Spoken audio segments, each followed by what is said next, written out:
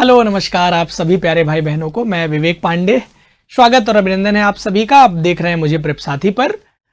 प्यारे विद्यार्थियों, आरओ की मुख्य परीक्षा की तैयारी कर रहे होंगे आप लोग। बीईओ का एग्जाम निकट है, आप लोगों को बहुत जल्दी उसका फॉर्म देखने को मिलेगा। कोई निर्धारित तिथि नहीं आ पा रही है क्योंकि जो जानकारी प्राप्त हुई थी वो तिथि तो लगभग निकल चुकी है, यानी कि अभी उसमें कुछ पेज फंसा है। तो मान के चलिए लगभग 15 दिन और, उसके बाद ही नोटिफिकेशन आएगा। तो मुझे जो उम्मीद है वो 15 दिन में संक्षिप्त नोटिफिकेशन पहले यूपीपीएससी निकालते हैं, संक्षिप्त विज्ञापन, फिर उसके बाद जाकर के आपका एक डेट दे दी जाएगी कि 10 दिन बाद का कोई डेट होगा, उससे लेकर के 1 महीने बाद का कोई तिथि निकाल देंगे फॉर्म भरने तक का, और फिर परीक्षा तिथि। मतलब कुल जमा अगर आप तैयारी करना चाहते हैं बीईओ की और आरओ की मुख्य परीक्षा में भी है, तो दोनों मिला करके आप ठीक ठाक तैयारी कर सकते हैं। ठीक है ना, टाइमर लगा दीजिएगा प्लीज। तो अब आइए आगे बढ़ते हैं। इसी के साथ मैं आज की जो कक्षा है, आज आप लोग जो सीखेंगे इस क्लास से, वो सीखेंगे पत्रलेखन की विधाओं के संबंध में कि पत्रलेखन कैसे किया जाना चाहिए। और शासकीय पत्र पूरा का पूरा एक पत्र आज आपको मैं सिखाऊंगा। 1 घंटे की पूरी क्लास है और ईमानदारी से जो विद्यार्थी इसको देख लेगा, पत्र के संबंध में उसकी पूरी दुविधा समाप्त हो जाएगी। तो पत्रलेखन ये कक्षा यूपीपीसीएस की मुख्य परीक्षा में कारगर साबित होगी, आरओ की मुख्य परीक्षा में कारगर साबित होगी, बीईओ की मुख्य परीक्षा में कारगर साबित होगी। साथ ही साथ आप अन्य किसी भी राज्य की पीएससी स्तर की तैयारी कर रहे होंगे तो वहां के लिए यह कक्षा कारगर साबित होगी। आप देख पा रहे होंगे कि मैं आपको यहां पर पत्र के संबंध में सारी बातें लगभग बताने वाला हूं कि पत्र की क्या परिभाषा होती है, क्या उसकी विशेषताएं हैं, क्या महत्व होता है पत्र का, सब कुछ, एवरीथिंग। मतलब इस कक्षा के बाद पत्र के संबंध में लगभग आपकी सारी प्रॉब्लम सॉल्व हो जाएगी। आपकी परीक्षा में आए हुए प्रश्न को भी हम लोग हल करके देखेंगे कि कैसे प्रश्न हल किए जाएंगे अगर आ जाए तो। जैसे मान लीजिए कि आपको अगर ये लगता है कि आपको पत्रलेखन तो आता है या आपने कभी पढ़ रखा है, अब आज आप अपने आप पत्र बार बार लिख करके रट लेंगे और आप जाकर के एग्जाम दे देंगे। तो मैं पहले 2-3 प्रश्नों का उत्तर दे दूं कि पत्र कोई रटने वाली विद्या नहीं है, पत्र को रट के नहीं सीखा जा सकता, एक बात। दूसरी बात, अगर आप ये सोचते हो कि पत्र को हम तैयार करने के लिए अकेले ही पर्याप्त है, तो भी यह संभव कम है। मतलब आपको जांचने वाला कोई व्यक्ति तो होना चाहिए जिसको पत्र का ठीक ठाक ज्ञान हो, और ज्ञान से भी ज्यादा जरूरी है कि उसको अनुभव हो कि पीएससी स्तर पर जब पत्र लेखन की कॉपियां जांची जाएंगी तो किस स्तर पर जांची जाएंगी, क्या खामियां होंगी जिनको काट करके किनारे लगा दिया जाएगा और फिर आपका कॉपी जांचा जाएगा। तो उत्तर लेखन ही सफलता की कुंजी है, उत्तर लेखन ही सफलता की चाबी है। और उत्तर लेखन करना नहीं सीखेंगे तो आपको मैं एक छोटा सा एग्जाम्पल दे सकता हूं कि यूपीएससी की टॉपर ने अंतिम अटेम्प्ट में अपने आप को पहले रैंक पे खड़ा होता हुआ देखा, उसके पहले कई बार उनका प्री एग्जामिनेशन भी नहीं निकला। यह दर्शाता है कि अगर आप पीएससी स्तर की तैयारी कर रहे हैं और आप अपने आप को लिखने के काबिल नहीं बनाते तो यह असफल होने का पहली सीढ़ी आप चढ़ चुके हैं। सफलता तो नहीं मिलने वाली है। आप अपने आप को एक दीवा स्वप्न में जरूर डाल लीजिए कि हाँ मेरा तो चयन होने वाला है, नहीं हो सकता। अब देखिए पत्रलेखन के संबंध में सारी बातें एक एक करके करते हैं। पहले तो मैं आपको बता दूं कि पत्रलेखन के संदर्भ में आपको क्या क्या पत्र पढ़ने होते हैं। तो आपको अगर मैं आरओ की मुख्य परीक्षा के हिसाब से बात करूं या बीईओ की बात करूं तो आरओ, बीईओ और यूपीपीसीएस तीनों में ही इसका सबसे ज्यादा रोल है। कितना रोल है मैं बताता चलता हूं ताकि जो विद्यार्थी एकदम नए हैं, बिल्कुल नवीन है, जिनको जानकारी नहीं है, वो ठीक से सीख जाएंगे। देखिएगा आरओ की अगर मैं बात करूं तो यहां पर आपको 8-8 नंबर के 3 पत्र पूछे जाते हैं। जी हां, 8-8 नंबर के 3 पत्र पूछे जाते हैं आरओ की मुख्य परीक्षा में। अगर मैं बीईओ की बात करूं तो यहां पर आपसे 2 पत्र पूछे जाते हैं 10-10 नंबर के। कितने? 2 पत्र पूछे जाते हैं 10 नंबर के।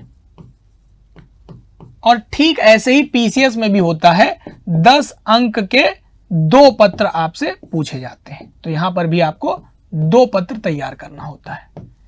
ठीक है, इतनी बात अगर आप समझ गए हैं तो अब थोड़ा सा और आगे बढ़ूंगा, आपको और समझाने की कोशिश करूंगा। अगर ये पत्र आप पूरा सीख जाते हैं तो अकेले आपको 15 अंक का सारणी रूप तैयार करना पड़ेगा। ये 15 अंक का अकेले एक सवाल पूछा जाता है। कहां पूछा जाता है? तो आरओ में पूछा जाता है। इसका बीईओ और यूपीपीसीएस से लेना देना नहीं होता है। यानी यूपीपीसीएस में पत्र का सारणी रूप नहीं पूछा जाता, बीईओ में भी पत्र का सारणी रूप नहीं पूछा जाता है। ये केवल आरओ की मुख्य परीक्षा में पूछा जाता है और 15 अंक का पूछा जाता है। यानी अगर मैं आरओ की बात करूं तो 24 और प्लस 15 39, अगर मैं ठीक जोड़ पा रहा हूं तो, हाँ जी, 5 4 9 और 2 1 3, 39 अंक का पूरा पूरा आपको पत्र यहां पर पूछा जाएगा। इतनी तैयारी आपकी आरओ के लिए होनी चाहिए। क्या है आपके सिलेबस में, आइए देखते हैं। शासकीय पत्र सबसे पहले आपको पढ़ना होता है। क्या होता है, अभी हमारी बातचीत होगी आज एक पत्र पर। दूसरा अर्धशासकीय पत्र है, तीसरा अनुस्मारक है, फिर परिपत्र है, आदेश है, कार्यालयीय आदेश है, ज्ञाप है और विज्ञप्ति और अधिसूचना। कुछ पत्र अलग से आपको पढ़ने पड़ते हैं, इसमें से कुछ नहीं पढ़ना पड़ता अगर आप बीईओ और यूपी पीसीएस में जाएंगे तो। जैसे बीईओ और यूपी पीसीएस के हिसाब से अगर मैं बात करूं तो बीईओ और यूपी पीसीएस में दोनों में ही आपको तार लेखन पढ़ना पड़ता है, जबकि आरओ में नहीं पढ़ना पड़ता। तो कुल जमा अगर आप देखें तो कुल 13 पत्र प्रारूप हैं, इन्हीं को तैयार करना पड़ता है। यूपी पीसीएस में 6, आरओ में 7 और आरओ में 9 और बीईओ में 7 पत्र लेखन आपके सब्जेक्ट का हिस्सा है, आपके विषय में पूछे जाते हैं। अब हम शासकीय पत्र अथवा अर्धशासकीय, अनुस्मारक, परिपत्र, आदेश, ज्ञाप और अधिसूचना, इन सब को तैयार करेंगे धीरे धीरे यूट्यूब पर। आप हमारे साथ बने रहिएगा। चैनल पर नए हैं तो सब्सक्राइब कर लीजिएगा। आज हमारा नंबर लगा हुआ है शासकीय पत्र सीखने का, तो आइए इसी से शुरुआत करते हैं। पत्र लेखन की विधाओं को सीखने के लिए आपको कुछ टर्म्स को समझना जरूरी है, कुछ चीजों का जानना जरूरी है। जैसे पत्रांक क्या होता है, एक ये चीज। दूसरा आपको पता होना चाहिए कि प्रेषक क्या होता है। जब भी मेरे मुंह से ये शब्द निकलेगा तो इसका क्या अर्थ है आपको पता होना चाहिए। तीसरा, प्रेषक, और प्रेषक के बाद जो अगले नंबर पर आता है वो है प्रेषिती क्या होता है, ये आपको पता होना चाहिए। प्रेषिती क्या होता है पता होना चाहिए। तीसरा, दिनांक का यहां पर क्या अर्थ होता है और सामान्यतः दिनांक से हम क्या समझते हैं, इन दोनों में कुछ भिन्नताएं हैं, यहां पर देखना होता है। और स्थान शब्द से यहां पर क्या तात्पर्य है। जब मैं कहूंगा दिनांक और स्थान तो यहां पर उसका क्या अर्थ होता है। तीसरा, प्रारूप शब्द जब भी आपसे कहा जाए तो प्रारूप शब्द से आप क्या अभिप्राय समझेंगे, या फलाने पत्र का नमूना बता दीजिए, या फिर फलाने पत्र का ड्राफ्ट बना दीजिए, तो इससे आप क्या अर्थ लेंगे, ये सारी बातें आपको मोटी मोटी समझनी चाहिए, जिसके बिना पत्र परिचय देना मेरे लिए संभव नहीं है, ना आपके लिए समझने की संभावना है। आइए एक एक पर चर्चा शुरू करते हैं। जब हम शासकीय पत्र पर बात करने चल रहे हैं तो पहले तो हमें यह समझना होगा कि शासकीय पत्र में शासकीय शब्द से क्या अर्थ है आप लेते हैं। तो आप देखें तो जो शासन से जुड़ा हुआ है, यानी जो शासन से जुड़ा हुआ है वह क्या है, शासकीय है। आपने इतना छोटा सा अर्थ ग्रहण कर लिया कि शासकीय का अर्थ होता है जो शासन से जुड़ा हुआ है। आपके मन में कई बार यह प्रश्न भी जरूर उठता होगा कि पत्र लेखन की आवश्यकता क्यों पड़ी, क्या हम कह करके अपनी बात नहीं कह सकते क्या, कहकर की भी तो हम अपनी बातों को अभिव्यक्त कर सकते हैं एक दूसरे के सामने, और कार्यालय इतना बड़ा भी नहीं होता कि हम कहकर अपनी बात न पहुंचा पाए लोगों तक। टेलीफोनिक वार्ता के माध्यम से, ईमेल के माध्यम से, बहुत से माध्यम हैं जिनके माध्यम से हम अपनी बात को कह ही सकते हैं। फिर भी यह पत्र जैसी व्यवस्था आज के समय में क्यों उपयोगी हो जाती है।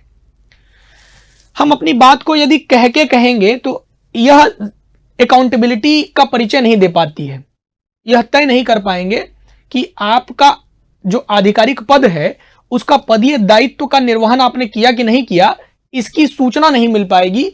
इसलिए बहुत आवश्यक है कि हम किसी बात को केवल कह सुन करके ही ना निपटा लें, आवश्यक है कि उसका एक लेखा जोखा हमारे पास हो, क्योंकि सामने वाला व्यक्ति कभी भी इस बात से मुकर सकता है कि आपने हमारे लिए यह बात कही थी अथवा नहीं कही थी।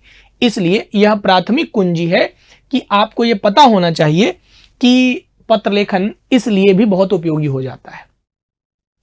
बाकी सभी जगहों पर चीजों को समाप्त करने की व्यवस्था है, परंतु पत्र को नहीं है। इसके कई कारण हैं, आइए एक एक करके समझते हैं। अब जब मैं आपके सामने एक शब्द को समझाने की कोशिश में लगा हूं कि पत्रांक क्या होता है, तो इसी को पत्र संख्या कह दीजिए और चाहे तो इसी को आप पत्रांक कह दीजिए। यानी कि अगर मैं इस शब्द को थोड़ा सा तोड़ करके इसका अर्थ निकालने की कोशिश करूं तो जो अर्थ निकलेगा वो कुछ ये निकलेगा कि पत्र धन अंक बराबर पत्रांक। यानी उस पत्र में वर्णित अंक, उस पत्र में लिखे गए अंक को ही पत्रांक कहा जाएगा। अब ये पत्रांक क्या होते हैं? तो किसी भी कार्यालय में वर्ष भर में निर्गत यानी भेजे गए सभी पत्रों का लेखा जोखा क्रमांक से कर लिया जाता है। आप इस बात को सरल भाषा में और समझने के लिए थोड़ी देर के लिए मैं आपको समझाऊं। जैसे कि आपकी अनुक्रमणिका होती है ना, इंडेक्स होता है, इंडेक्स समझते हैं। कोई किताब आपने खरीदा और उस किताब में आपने देखा कि भैया उस किताब में पहले पृष्ठ से लेकर अंतिम पृष्ठ तक किन बातों की व्याख्या की गई है, ये बात उसके इंडेक्स में दे देगा कि अध्याय संख्या 1 है, इसमें इस बात का विवरण है, अध्याय संख्या 2 है, 3 है, 4 है, ऐसा कुछ। तो उसी तरह से हम एक पत्रांक निकाल देते हैं, जिस पत्रांक के बिहाफ पर हमको पता चले कि वर्ष भर में किन किन विषयों पर कौन कौन से पत्र यहां से निर्गत हुए हैं। अब जब मैं निर्गत बोल रहा हूं तो इसका सीधा मतलब होगा कि पत्र का भेजा जाना अर्थात निर्गत होना। ठीक है, चलिए, तो इतना समझ में आ गया कि पत्रांक शब्द से आपको क्या अर्थ ग्रहण करना है। एक बात तो समझ में आ गई, यानी कि किसी भी कार्यालय में एक वर्ष के भीतर जो संचालित पत्रों का विवरण है उसको संख्यावार तैयार कर लिया जाएगा और उसी अनुक्रम से प्रत्येक पत्र को निर्गत कर दिया जाएगा, उसकी निश्चित संख्या वहां पर अंकित कर दी जाती है। अब इस पत्र में 3 अंग अनिवार्य रूप से रखे ही जाते हैं। एक मूल पत्र संख्या,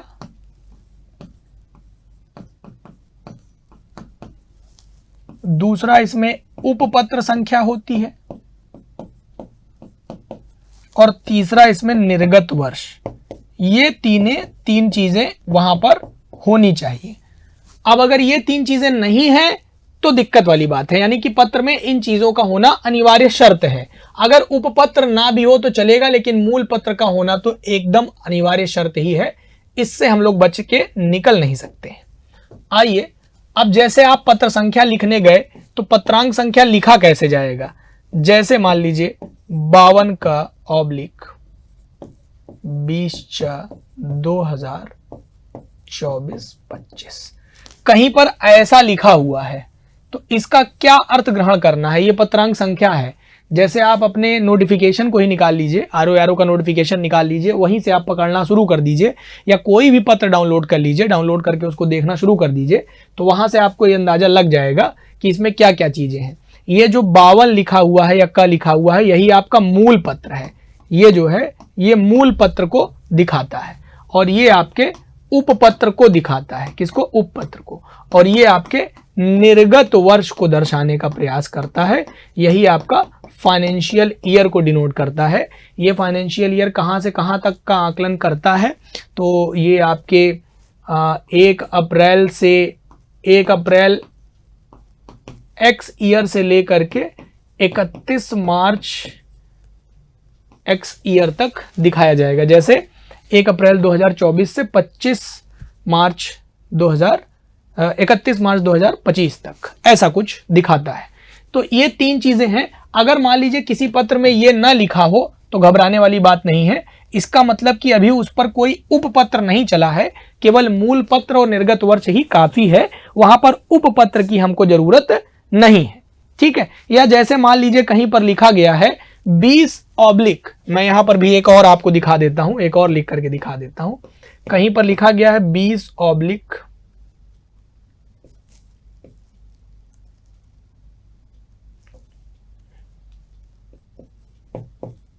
54/2018-19। अब आप मुझे कमेंट बॉक्स में कमेंट करके बताइए कि इसमें मूल पत्र क्या है, उपपत्र क्या है और निर्गत वर्ष क्या है। ठीक है ना। इसमें आपको मुझे सारी चीजें बतानी है, मैं आपको कुछ नहीं बताऊंगा कि इस पत्र में। और जैसे मान लीजिए यहां पर मैं बता देता हूं, एक और होमवर्क दे दूंगा। तो ये आपका मूल पत्र है। क्या है? ये आपका मूल पत्र है और ये आपका उपपत्र यहां से निकल करके चला है और ये आपका निर्गत वर्ष है जो कि इस वर्ष में यह पत्र निर्गत हुआ था, भेजा गया था। ठीक है, अब जैसे मान लीजिए मैं एक और छोटा सा सवाल आपके सामने रख करके फिर आगे बढ़ूंगा।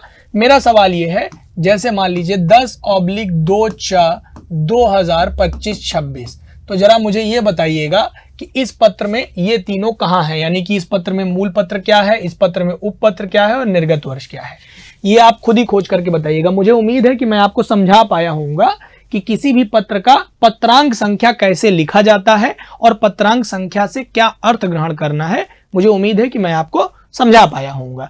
तो पत्र लिखने में आपको सबसे पहले पत्रांक संख्या समझना पड़ेगा। बार बार ये चीज आएगी पत्रांक संख्या क्या है ना, तो आप समझ ही नहीं पाते हैं तो पत्रांक संख्या नहीं जानेंगे, और समझ पाते हैं तो लिख नहीं पाते, लिख पाते हैं तो उसके अर्थ को ग्रहण नहीं कर पाते। अब आपको ये सारी बातें समझ में आ गई, तो एक प्रॉब्लम आपकी सॉल्व हो गई भैया कि पत्रांक क्या होता है। दूसरा है प्रेषक शब्द क्या है। जब आपके सामने कोई शब्द आए प्रेषक, पत्र पढ़ते समय एक शब्द आएगा प्रेषक, इसका क्या अर्थ ग्रहण करना है। तो प्रेषक शब्द का अर्थ होता है कि पत्र जहां से निर्गत हुआ है, यानी पत्र को भेजने वाला। क्या, तो मैं यहां पर कहूंगा पत्र को भेजने वाला, पत्र को भेजने वाला। मैं इसके लिए दूसरा पेज ले लेता हूं, ये पेज काफी भर चुका है और मुझे लग रहा है कि अब यहां लिखना ठीक नहीं है। तो प्रेषक शब्द से आप क्या अभिप्राय लेंगे। प्रेषक यानी पत्र जहां से निर्गत हुआ है, जिस कार्यालय से निर्गत हुआ है उसे प्रेषक कहते हैं। यानी प्रत्येक पत्र जिस व्यक्ति या कार्यालय के स्तर से निर्गत होगा वो प्रेषक होगा। देखिए पत्र कहां कहां से निर्गत हो सकता है, पहले तो ये समझिए कि निर्गत शब्द का क्या अभिप्राय है। तो निर्गत शब्द का मतलब होता है भेजा जाना। एक बात आपको समझ में आ गया कि निर्गत का मतलब होता है भेजा जाना। और ये पत्र कहां से निर्गत हो सकता है, यानी कि कहां कहां से भेजा जा सकता है। तो सरकार ये पत्र आपका, थोड़ा सा इसको उधर कर लेते हैं, ठीक है, अब समझने में आसानी होगी। हाँ, तो ये पत्र आपका किसी कार्यालय के स्तर से निर्गत हो सकता है। इसके लिए मैं अलग एक वीडियो बना दूंगा कि कोई भी पत्र का कार्यालय क्या हो सकता है, पदीय दायित्व क्या होता है, इन सब पर अलग वीडियो बना दूंगा कि पत्र नीचे से ऊपर की दिशा में चलता है, कैसे चलता है, इस पर एक अलग वीडियो बना दूंगा। आज मैं शासकीय पत्र पढ़ाने के मूड में था, तो मुझे ये समझ में आया कि शासकीय पत्र तो विद्यार्थी तब तक नहीं समझ पाएगा जब तक उसे, एकदम नया विद्यार्थी है और ये चीजें ना पता हो, तो मुझे नहीं उम्मीद है कि शासकीय पत्र वो समझ पाएंगे और हम आपको समझा पाएंगे। इसलिए इन बातों का होना यहाँ पे मुझे जरूरी लगा, तो मैं समझाता आगे बढ़ रहा हूं। तो यह किसी कार्यालय से, किसी दूतावास से,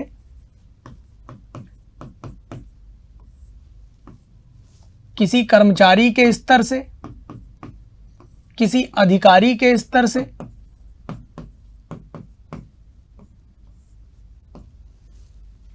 यह भेजा जा सकता है। तो निर्गत मतलब होता है भेजा जाना। तो पत्र का प्रेषक कौन होगा, जो भेज रहा है। यानी कि प्रत्येक पत्र जिस व्यक्ति या कार्यालय के स्तर से निर्गत होगा, प्रत्येक पत्र जिस व्यक्ति या कार्यालय के स्तर से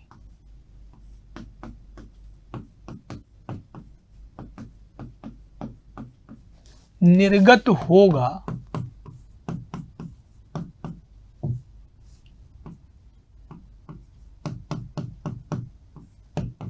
प्रेषक कहलाएगा। यानी कि आपको एक चीज तो समझ में आ गई कि प्रेषक क्या होता है। यानी कि प्रेषक क्या करेगा, तो पत्र भेजने वाला प्रेषक होगा। अब देखिए प्रेषक किन किन बातों का उल्लेख कर सकता है पत्र में। तो प्रेषक को अपने नाम का उल्लेख करना पड़ेगा, प्रेषक को अपने पदनाम का उल्लेख करना पड़ेगा, और प्रेषक जिस शासन की जिस पदीय दायित्व का निर्वहन कर रहा है उसका जो पदीय दायित्व है उसके शासकीय पता को वहां पर लिखना पड़ेगा। यानी कि एक प्रेषक को अपनी 3 डिटेल निर्धारित रूप में देनी पड़ती है। यह अलग अलग पत्र में अलग अलग स्वरूप में आती है। जैसे कि जब मैं शासकीय पत्र की बात करता हूं तो शासकीय पत्र में ये सारी बातें हैं, लेकिन यहीं पर जब हम अर्ध शासकीय पत्र पढ़ते हैं तो अर्ध शासकीय पत्र में हम प्रेषक का क्या नहीं लेते, तो प्रेषक का पदनाम, प्रेषक का नाम वहां पर हम लेते हैं परंतु पदनाम नहीं लेते। जब अर्धशासकीय पत्र की बात होती है ना, तो अर्धशासकीय पत्र का मामला थोड़ा सा बदल जाता है। अर्धशासकीय पत्र में हम प्रेषक का नाम और पद लेते हैं, परंतु क्या नहीं लेते, शासकीय पता वहां पर अलग से ले लिया जाता है, या विभाग का नाम अलग से ले लिया जाता है, शासकीय पता नहीं लिया जाता। ठीक है, तो कुछ कुछ चीजें हैं जो आपसे छूटेंगी, मतलब जब हम एक एक पत्र पढ़ेंगे तो वहां पर वो खास बातें अलग से चल के आ जाएंगी। ठीक है, लेकिन अभी के लिए फिलहाल आपको जो भी बातें मैं बता रहा हूं वह शासकीय पत्र पर लागू होने वाली, निर्धारित रूप से लागू होने वाली बातें हैं। तो भैया आपको एक प्रेषक के क्या क्या डिटेल शेयर करने पड़ेंगे, तो एक प्रेषक का नाम, पदनाम और शासकीय पता। अब बात आती है कि मान लीजिए कि इस पत्र को लिखने वाला मैं हूं और मेरा नाम है भैया विवेक, तो क्या मैं अपना नाम लिख सकता हूं क्या? नहीं, एग्जाम में आप अपने नाम का उल्लेख नहीं कर सकते। आपको इसकी जगह पर, इस नाम के स्थान पर क, ख, ग, च, छ, ज, प, फ, ब, अ, ब, स, इस प्रकार करके अपने नाम का उल्लेख करना पड़ेगा, क्योंकि आपको पत्र में कहीं पर भी अपने नामोल्लेखन नहीं करने हैं। ये बात ध्यान रखिएगा। आप जब पेपर देखेंगे तो उस पेपर में साफ साफ ये नोटिस दी गई होती है कि कहीं भी अपने नाम का उल्लेख नहीं किया जाना है। ठीक है ना, तो किसी पत्र के किसी भी चीज को उदाहरण के रूप में एग्जाम्पल में लेना, उसे नकल माना जाएगा। ठीक, अब समझ गए होंगे आप लोग। और ये कई बार दिमाग में आता है बच्चों के, कई बार वो इस प्रकार का भी सवाल पूछते हैं इतना अंदर तक जाके कि सर इसमें 3 ही क्यों, क्या हम अपना नाम केवल क नहीं लिख सकते, क्या हम अपना नाम केवल ख नहीं लिख सकते, केवल ग अपना नाम नहीं लिख सकते? तो नहीं लिख सकते। यह दर्शाता है कि यह आपका जो फर्स्ट नेम है, ये मिड नेम है और ये लास्ट नेम है। ठीक है, ये फर्स्ट नेम है, ये आपका मिड नेम है और ये लास्ट नेम को दर्शाता है। इसलिए हमेशा अपने नाम का जब भी उल्लेख करेंगे तो क, ख, ग, प, फ, ब, अ, ब, स, च, छ, ज, ट, ठ, ड इस तरह से करके करेंगे, ये ध्यान रखिएगा। चलिए, चाहे प्रेषक का नाम हो चाहे प्रेषिती का नाम हो, कहीं पर भी नामोल्लेखन नहीं दिखना चाहिए। नाम लिखने की जो प्रक्रिया है पत्र में वो यही होती है, इसके अलावा कुछ नहीं होती है। तो 2 बातें आपने सीख ली पत्र में कि भैया पत्रांक क्या होता है और प्रेषक क्या होता है और प्रेषिती क्या होते हैं। अब प्रेषिती क्या होते हैं जान लीजिए। तो प्रेषिती होता है जहां पर पत्र भेजा जा रहा है।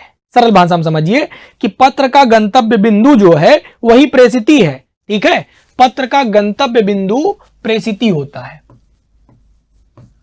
पत्र का जो गंतव्य बिंदु है, यानी पत्र जहां जाएगा, यही जो पत्र का गंतव्य बिंदु होता है, यही जो है प्रेषिती होता है। यानी कि पत्र जो भेज रहा है प्रेषक, वो जिसके पास भेज रहा है वही आपका प्रेषिती है। यानी प्रेषिती के बारे में आपको मोटी मोटी जानकारी मिल गई। और प्रेषिती की क्या क्या जानकारी दी जाती है, तो प्रेषिती की जानकारी सेवा में के नीचे प्रारूप में भी आपको पता चल जाएगा कि प्रेषिती की जानकारी कहां दी जाएगी, कैसे दी जाएगी, क्या क्या डिटेल उसका अनिवार्य है। हालांकि प्रेषिती का नाम, पदनाम और उसके पते के संबंध में विवरण दिया जाता है। प्रेषिती के लिए भी, प्रेषिती के लिए भी यही 3 चीज लागू होती है। अलग अलग पत्रों में अलग अलग नियम यहां पर भी लागू होते हैं कि भैया जब हम प्रेषिती की डिटेल बताएंगे तो प्रेषिती के लिए भी यही 3 डिटेल लागू होती हैं। प्रेषिती के लिए भी नाम,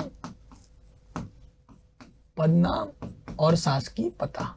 ये बात आपको पता कैसे चलेगा कि शासकीय पता और नाम पदनाम सबका उल्लेख करना है कि नहीं करना है? प्रारूप से पता चलेगा। ये तय नहीं है कि तीनों का उल्लेख करेंगे कि कुछ इसमें से कैंसिल कर देंगे। कैसे पता चलेगा? तो निर्भरता है प्रारूप पर। इसीलिए जरूरी है कि पत्र की टेक्निकलिटीज को समझा जाए। मैं बार बार आपसे कह रहा हूं कि इस एग्जाम को कतई हल्के में मत लीजिए, क्योंकि 13 गुना 15 गुना जो विद्यार्थी बुलाए जाएंगे मुख्य परीक्षा में, वे विद्यार्थी का जिनमें जो सबसे अच्छा लेखन करके आएंगे उनको नंबर मिलेगा। यानी अगर 8 नंबर के पत्र के सवाल में अगर आप 6 नंबर पा जाते हैं तो ये एक अच्छा अंक माना जाता है। कभी कभी 6.5 या 7 भी किसी को दिया जाता है। 8 में 8 मिलने की उम्मीद ना ही करें तो अच्छा है, बहुत ना के बराबर चांस है, ऐसा नहीं होता है। ठीक है, या तो आप इतना खुश कर ले जाएं, आपकी राइटिंग बहुत अच्छी हो, आपका शाब्दिक त्रुटि ना हो और किसी प्रकार का कोई दोष ना पाया जाए लेखन में, आपका आंसर राइटिंग बहुत शानदार हो जाए तो, लेकिन इसकी संभावना लगभग नगण्य है। शायद 15 गुना विद्यार्थियों में से केवल एक आध बच्चा ऐसा कर पाए, सबके बस की बात नहीं है। लेकिन अगर आप 6 के नीचे जाते हैं तो वैसे वैसे आपकी रैंकिंग भी तो गिरती जाती है। मान लीजिए कोई 3 पाएगा, कोई 2.5 नंबर पाएगा, कोई 1.5 नंबर पाएगा, कोई 4 नंबर पाएगा, कोई 3 नंबर पाएगा। तो ये सब क्या हुआ, आपने नंबर तो जोड़ के आए थे आपके सर में, तो बहुत सही लिख के आया हूँ, बहुत अच्छा लिख के आया हूँ। तो इसलिए बहुत ज़रूरी है कि आप जब ये सब पढ़ रहे हो तो आपकी कॉपी जांचने वाला कोई व्यक्ति होना चाहिए। मैं आपकी मदद कर सकता हूं, आप मुझे टेलीग्राम पर ज्वाइन कर लीजिए, विवेक सर ऑफिशियल के नाम से। अगर आप टेलीग्राम पर डायरेक्ट सर्च करके नहीं पाते हैं हमारा टेलीग्राम, तो नीचे डिस्क्रिप्शन बॉक्स होता है। आप यूट्यूब का डिस्क्रिप्शन बॉक्स जानते हैं, जहां पर कंटेंट लिखा होता है ना, टाइटल लिखा होता है यूट्यूब का, उस पर क्लिक करेंगे तो नीचे का डिस्क्रिप्शन बॉक्स खुल जाएगा, है ना। तो डिस्क्रिप्शन बॉक्स में नीचे जाकर के स्क्रॉल करके देखिएगा तो हमारा उसमें टेलीग्राम का लिंक मिल जाएगा, इंस्टाग्राम का फॉलो करने का लिंक मिल जाएगा, ताकि आप हमसे कुछ बातचीत करना चाहें तो कर सकें। हमारा फ़ोन नंबर मिल जाएगा, ये सारे डिटेल वहां पर आपको मिलेंगे। प्लीज़ कॉल मत करिएगा, क्योंकि टीम नहीं है मेरे पास, तो मैं केवल व्हाट्सएप पर रिप्लाई कर पाऊंगा आपके। अब चलिए आगे बढ़ते हैं। तो प्रेषक पता चल गया, प्रेषिती पता चल गया। अब अगले पृष्ठ पर चलिए और पता करते हैं कि अन्य क्या बात थी। तो दिनांक हमें पता होना चाहिए, दिनांक के बारे में। चौथा जो की पॉइंट है कि पत्र पढ़ने में जो चौथी चीज लगेगी वो है दिनांक। सर ये क्या होता है? देखिए, वैसे तो दिनांक हम बचपन से लिखते आ रहे हैं, लेकिन जब पत्र में दिनांक लिखने की बात आती है तो पत्र में दिनांक का जो दायरा है वो अलग होता है।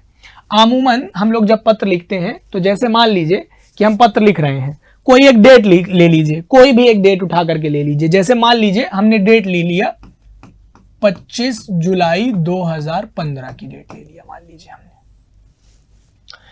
तो हम तो ऐसे ही डेट लिखेंगे। मान लीजिए कि थोड़ी देर के लिए ये मान लीजिए कि आज 25 जुलाई है, 2015 का वर्ष चल रहा है। वैसे तो 2025-26 चल रहा है, लेकिन हम मान लेते हैं कि 2015 चल रहा है और जुलाई का महीना है। 7 कहने से आप जुलाई का अर्थ लगा लेंगे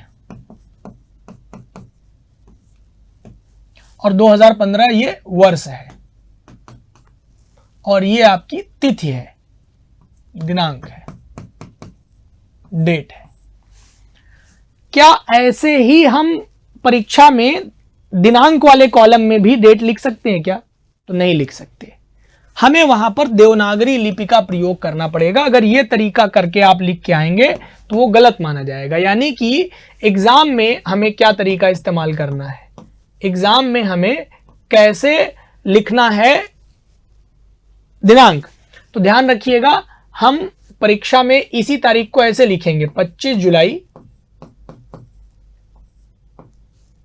2015 या फिर 2015, 25 जुलाई, ऐसे। इस प्रकार के तरीके इस्तेमाल करके हम यहां पर दिनांक लेखन करते हैं। यह तरीका इस्तेमाल किया जाता है। यानी सरल भाषा में समझिए, महीने का नाम हम लोग किस प्रकार से लिखते हैं, तो महीने का नाम हमको देवनागरी लिपि में करके लिखना पड़ेगा। यही तरीका है, महीने का नाम देवनागरी लिपि में लिख दीजिए। जैसे मान लीजिए मुझे लिखना है कि 26 सितंबर 2025, 26 सितंबर 2025, तो हमें इस तरह से लिखना पड़ेगा। अगर हम पत्र लिख रहे हैं तो पत्र में हमें जो महीने का स्थान, महीने का जो नाम होता है वो देवनागरी में लिखना पड़ता है। तो अगर हम ये तरीका इस्तेमाल करके लिखें तो ये बेहतर तरीका माना जाएगा। और ये गलती अक्षम्य है, मतलब अगर आपने ऐसा नहीं किया और आप इस प्रकार से कोई डेट लिख के चले आए, मान लीजिए आप इसी को 26 सितंबर को आपने लिख दिया,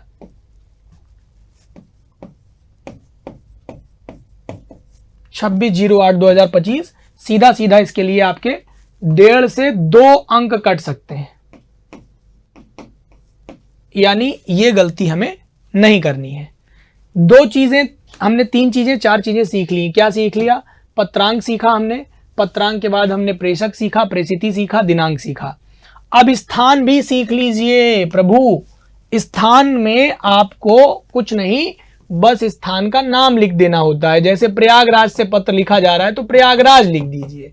जैसे पत्र लखनऊ से लिखा जा रहा है तो पत्र में लखनऊ लिख दीजिए। बस यही करना होता है, स्थान को लेकर के कोई दिक्कत वाली बात नहीं है, ठीक है।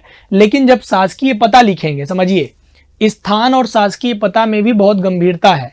जैसे आपने शासकीय पता लिखा तो शासकीय पता के साथ आप क्या करते हैं कि पूरा लिखते हैं, कि 36/42 का भूखंड, प्रयाग भूखंड, प्रयाग तल, प्रयाग भवन, द्वितीय भूखंड, द्वितीय तल, फलाना खंड, प्रयागराज, ऐसा करके आपने डाल दिया, ठीक है, या लखनऊ। तो इस तरह से करके आपको शासकीय पता लिखना होता है, लेकिन स्थान में केवल स्थान का नाम लिखना होता है। ये ही बताने के लिए मैंने स्थान यहां पे कॉलम डाला था। 6वें नंबर पर है प्रारूप। जी हां, इसी का तो पूरा खेल है। बहुत कायदे से समझ लीजिए कि किसी भी पत्र को लिखने के लिए एक निश्चित ढांचा तैयार किया जाता है। हम उस निश्चित ढांचे से हटकर कोई पत्र नहीं लिख सकते।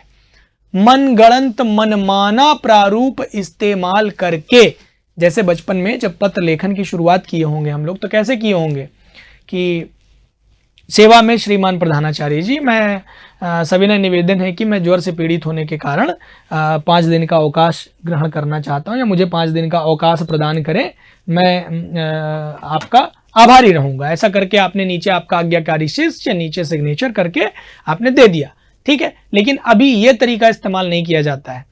और इस बात को ऐसे समझिए कि जब हम ये लिखते भी थे तो मनगढ़ंत तरीके से नहीं लिखते थे। इसका भी एक प्रारूप होता था कि सेवा में कहाँ लिखना है, महोदय कहाँ लिखना है, लिखना शुरू कहाँ से करना है ना, तो और दिनांक कहाँ लिखनी है, सिग्नेचर किधर करना है, कहीं भी नहीं कर देते थे ना। और कारण क्या बताना है, जो आपका निज कारण हो वो बताते हुए, किसको डिनोट करना है, किससे नोटिंग करानी है, एवरीथिंग सब कुछ डिसाइड होता था। और ये आपको उसी उम्र में सिखा पढ़ा दिया गया था। तो दिक्कत क्या है, अभी तो आप समझदार हो चुके हैं, अब तो आप आसानी से कर सकते हैं। तो ये रही कुछ बातें जिसके बिना हम शासकीय पत्र नहीं पढ़ सकते थे। तो अब आइए हम लोग शासकीय पत्र की ओर बढ़ते हैं और शासकीय पत्र पढ़ना शुरू करते हैं। आइए हेडिंग लगा लीजिए, शासकीय पत्र। क्या होता है सर ये शासकीय पत्र, किसे कहते हैं, शासकीय पत्र क्या होता है, एक एक चीज को समझेंगे। और कौन भेज सकता है, एक पत्र के बारे में क्या क्या बातें जानना अहम है, जरूरी है।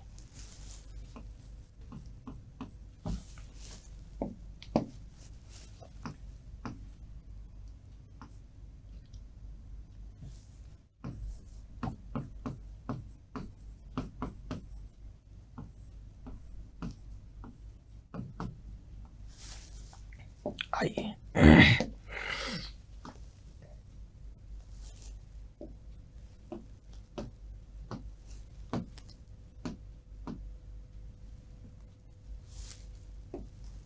ठीक है, तो शासकीय पत्र क्या होता है सर। अभी तो थोड़ी देर पहले मेरी आपसे बातचीत हुई, तो उस बातचीत के दौरान मैंने आपको बताया कि शासकीय अर्थात शासन से जुड़ी हुई है ना। और अगर आप सिलेबस देखेंगे तो हमारे सिलेबस में साफ साफ लिखा हुआ है कि सामान्य हिंदी एवं आलेखन। क्या लिखा हुआ है सिलेबस में, सामान्य हिंदी एवं आलेखन शब्द का प्रयोग मिलता है। तो इस आलेखन शब्द से क्या तात्पर्य लेना है और सामान्य हिंदी शब्द का क्या अर्थ लेना है, ये सारी बातें हमको समझनी पड़ेंगी। तो आइए गौर फरमाइए और तथ्यात्मक बातें करते हुए आगे बढ़ते हैं। तो ध्यान रखिएगा, जैसे ही आपसे कोई पूछे कि सर शासकीय पत्र क्या है, तो किसी भी पत्र की पहले तो परिभाषा आपको पता होना चाहिए, क्योंकि पूछा जाएगा कि क्या है, तो क्या है का मतलब परिभाषा। तो ये आलेखन का वो औपचारिक प्रारूप होता है जिसको जिसे एक पद से दूसरे पद को कोई शासकीय नीति हो, निर्णय हो, आदेश हो, निर्देश हो, सूचना हो, इन सबके समक्ष अगर व्यवहार करने के लिए कोई पत्र भेजा जाए तो उसको शासकीय पत्र की संज्ञा दी जाती है। यानी कि शासकीय पत्र कौन भेज सकता है, बहुत कायदे से समझिएगा। शासकीय पत्र हमेशा पद से पद को भेजा जाता है। किसको, पद से पद को भेजा जाता है। शासकीय पत्र हमेशा किसी पद से किसी पद को भेजा जाता है। ध्यान रखिएगा, पद शब्द से आपका क्या अभिप्राय है सर। जैसे एग्जांपल के लिए समझिए, डीएम प्रयागराज एक पद है। डीएम प्रयागराज की कुर्सी पर, एक मिनट इधर देखिए, डीएम प्रयागराज की कुर्सी पर आज कोई अमुक व्यक्ति, एक्स व्यक्ति बैठे हुए हैं, कल कोई वाई व्यक्ति बैठ सकते हैं, परसों कोई जेड व्यक्ति बैठ सकते हैं, लेकिन डीएम प्रयागराज एक कांस्टेंट पद है, ये कभी नहीं बदलेगा। जो प्रयागराज में आएगा, यहां पर डीएम बनेगा, वो डीएम प्रयागराज कहलाएगा। उस कुर्सी पर कभी कोई अन्य व्यक्ति, कभी कोई अन्य व्यक्ति, कभी कोई अन्य व्यक्ति हो सकता है। चूंकि शासकीय पत्र पदीय दायित्व का निर्वहन करने के लिए रखा जाता है। यह क्या करता है, यह पदीय दायित्व का निर्वहन करता है। क्या करता है, तो यह पदीय दायित्व का निर्वहन करने के लिए इस पत्र को भेजा जाता है। इसलिए बहुत कायदे समझ लीजिए कि यह पत्र हमेशा एक पद से दूसरे पद को भेजा जाता है। जैसे आप वनडे का कोई एग्जाम देंगे ना, जैसे आप पेट का ही एग्जाम अगर देने आप चले गए, मान लीजिए फॉर एग्जांपल आप पेट गए, तो पेट के एग्जाम में भी पूछा जाएगा, तो सीधा सीधा वन लाइनर पूछ लिया जाएगा कि निम्नलिखित में से किस पत्र को पद से पद के लिए, पद से पद को पदीय दायित्व का निर्वहन करने के लिए भेजा जाता है। तो आपको पता होना चाहिए शासकीय पत्र पद से पद को पदीय दायित्व का निर्वहन करने के लिए भेजा जाता है। अच्छा, अब आप थोड़ा सा लेखपाल वगैरह के एग्जाम में जाएंगे तो इस तरह के क्वेश्चन से आप काम चला लेंगे, लेकिन यहां पर तो लिखना है, तो यहां पर ये बात अंडरस्टूड होनी चाहिए। अगर आप समझना चाहते हैं तो इस बात को ऐसे समझिएगा, मैं ट्रिक बता देता हूं। एस फॉर शासकीय पत्र और पी और पी, तो क्या याद रखना है आपको, ये ट्रिक याद रखिएगा। ये तरीका है कि शासकीय पत्र के लिए एस फॉर शासकीय पत्र, पी से पद और पी से पद, तो शासकीय पत्र पद से पद को भेजा जाता है। तो आप इसके लिए नोट कर लीजिएगा कि शासकीय पत्र आलेखन का वह औपचारिक प्रारूप होता है, मैं नोट किए देता हूं, शासकीय पत्र आलेखन का वह औपचारिक प्रारूप होता है, आलेखन का वह औपचारिक प्रारूप होता है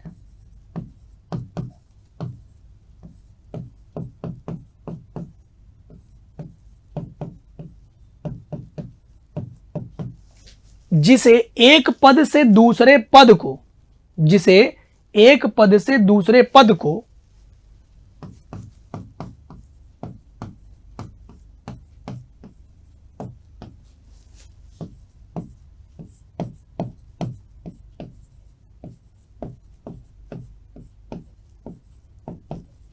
दूसरे पद को अब भेजा क्यों जाता है, पहले ये समझिए, तब हम आगे एक बात लिख पाएंगे। तो भैया ये क्यों भेजा जाता है, शासन से जुड़ी कोई कार्यवाही है, शासन से जुड़ी कोई नीति है, शासन से जुड़ा कोई निर्णय है, शासन का कोई मामला है, शासन का कोई चीज का क्रियान्वयन होना है,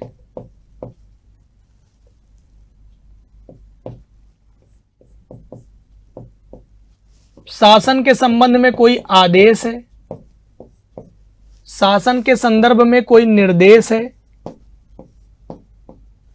तो इन संबंधों में हम शासकीय पत्र का व्यवहार करते हैं और शासकीय पत्र भेज देते हैं। यानी कि जब हम बात करेंगे शासकीय पत्र की, तो शासकीय पत्र शासकीय नीति, निर्णय, आदेश, निर्देश और सूचना के संदर्भ में व्यवहार किए जाने वाला पत्र है।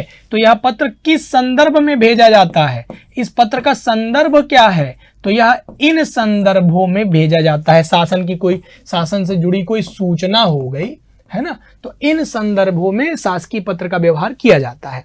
तो अब आप यहां पर क्या लिखेंगे, अब आप यहां पर क्या लिखेंगे, तो आपने परिभाषा के रूप में, यानी कि क्या है, जब आपसे पूछा जाए शासकीय पत्र क्या है, या आपसे पूछा जाए शासकीय पत्र की परिभाषा क्या है, या आप क्या समझते हैं शासकीय पत्र से, आप क्या समझते हैं, आप क्या समझते हैं, तो आपको यहीं से शुरुआत करनी पड़ेगी कि आप क्या समझते हैं, क्या है, या परिभाषा बता दीजिए, है ना, या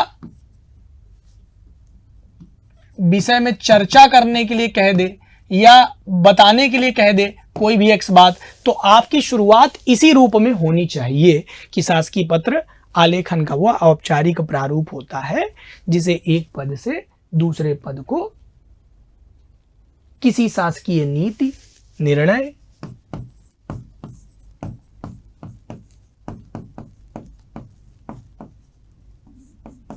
किसी शासकीय नीति, निर्णय, सूचना,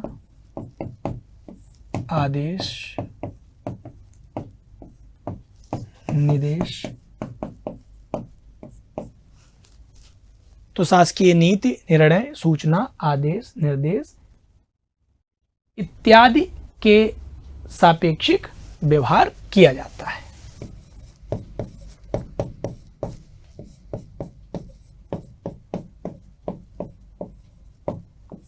संदर्भ में व्यवहार किया जाता है।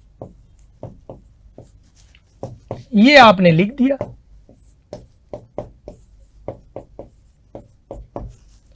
और यहां पर आपकी परिभाषा कंप्लीट हुई कि भैया शासकीय पत्र दरअसल होता क्या है, तो शासकीय पत्र किसे कहते हैं, इतनी बात पता चल गई कि शासकीय पत्र होता क्या है, शासकीय पत्र से आपका क्या अभिप्राय है, शासकीय पत्र से आप क्या समझते हैं, शासकीय पत्र को परिभाषित करते हुए फलानी बात करिए। तो ये सारी चीजें क्लियर हो जाएंगी कि शासकीय पद जो है वो शासकीय पत्र आलेखन का वो प्रारूप होता है, औपचारिक प्रारूप होता है, जिसे एक पद से दूसरे पद को किसी शासकीय नीति, निर्णय, सूचना, आदेश, निर्देश इत्यादि के संदर्भ में व्यवहार हेतु भेजा जाता है, उसे हम शासकीय पत्र कहते हैं। तो एक बात क्लियर हो गई। अब देखिए किसी भी पत्र के विषय में क्या केवल इतना जान लेना पर्याप्त है? क्या केवल इतना जान लेने से हमारा काम हो जाएगा? तो नहीं हो पाएगा, बिल्कुल नहीं हो पाएगा। किसी पत्र के संदर्भ में 4-5 प्रकार की बातों का जानना अत्यावश्यक है।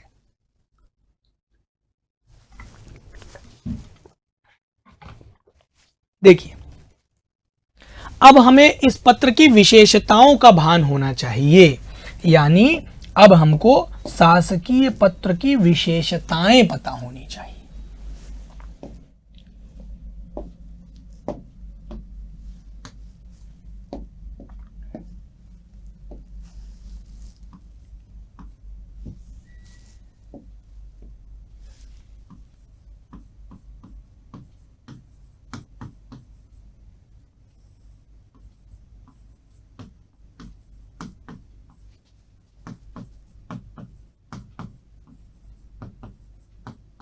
क्या?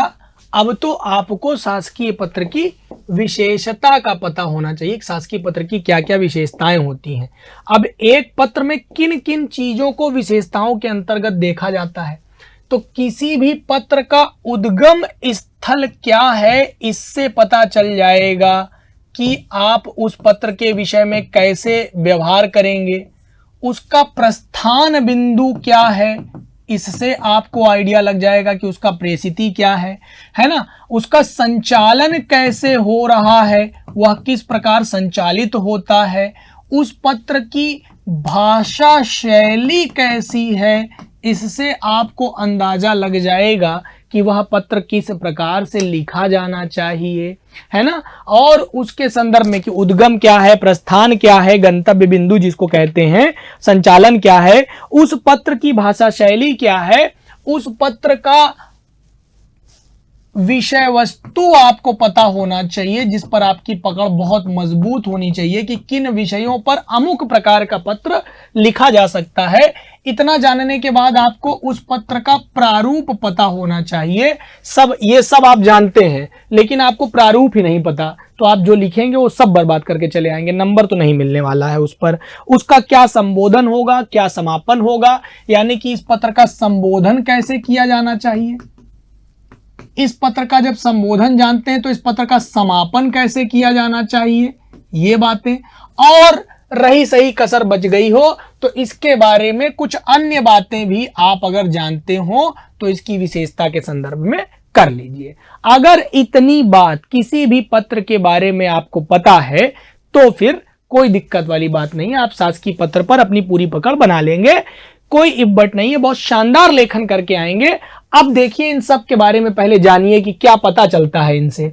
अगर आपको यह पता है कि इस पत्र का उद्गम क्या है तो आपको उसका प्रेषक पता चल गया, और आपने जांचा कि अगर उसका प्रेषक एक पदीय दायित्व का निर्वहन करने वाला पदस्थ अधिकारी है, किसी पद से पत्र भेजा जा रहा है, तो थोड़ी सियोरिटी मिली कि एक शासकीय पत्र लिख दीजिए। अच्छा, दूसरा, प्रस्थान पता चलने से उसका प्रेषिति पता चल जाता है। प्रेषिति भी एक पदस्थ अधिकारी हो सकता है, कोई कार्यालय हो सकता है जहां पर पत्र भेजा गया होगा, कोई दूतावास हो सकता है जहां पर पत्र भेजा गया होगा, या फिर कोई कर्मचारी हो सकता है, या फिर कोई पद हो सकता है जहां पर वह पत्र भेजा गया होगा। ठीक है, अब इसकी भाषा शैली से आपको पता चलेगा कि उसमें कैसे शब्दों का प्रयोग करके उस पत्र को लिखना है। क्या उसको तटस्थ शब्दों में, उसे तटस्थ शब्दों में लिखना है या सामान्य बोलचाल की भाषा में लिखना है। क्या उसमें मैत्री भाषा का मैत्रीपूर्ण संबंध किया जा सकता है, अथवा नहीं किया जा सकता, यह उसे आधिकारिक रूप में तटस्थ भावना से लिखना है, यह भाषा शैली से पता चलेगा। साथ ही साथ विषय वस्तु से आपको मेन बॉडी तैयार करने में खासे मदद मिलेगी। आपको उस पत्र के मेन बॉडी के संदर्भ में ठीक ठाक जानकारी मिल जाती है कि भैया इस पत्र की मेन बॉडी कुछ इस प्रकार से तैयार की जाएगी, जिससे आपको आइडिया मिल जाएगा। इस पत्र का प्रारूप पता होने से कई दफा तो सीधे सीधे अगर आपको प्रारूप पता है तो सीधे सीधे प्रश्न बन करके आ जाता है। जैसे अगर मैं सवाल बोलूं तो आपके आरओ के ही एग्जामिनेशन की अगर मैं बात करूं तो यहीं पर सवाल पूछा गया है। मैं जरा सवाल रंग बदल करके आपसे पूछता हूं। सीधा सीधा पूछा गया है सवाल आपसे। आपका पेपर अगर आपके पास आरओ का प्रीवियस ईयर का नहीं है तो मैं उसको टेलीग्राम पर डलवा रखा हूं, आप जाकर डाउनलोड कर लीजिएगा, कहेंगे तो फिर से भिजवा दूंगा, ठीक है। और क्लास अच्छी लग रही है तो कमेंट बॉक्स में अपना कमेंट जरूर करिएगा। मैं देखता हूं कि हजारों की संख्या में विद्यार्थी क्लास को तो देख लेते हैं, लेकिन वो अपने मूल्यवान कमेंट नहीं करते हैं, या फिर वो वीडियो को लाइक नहीं करते हैं या शेयर नहीं करते हैं कि और भी विद्यार्थियों तक पहुंचे।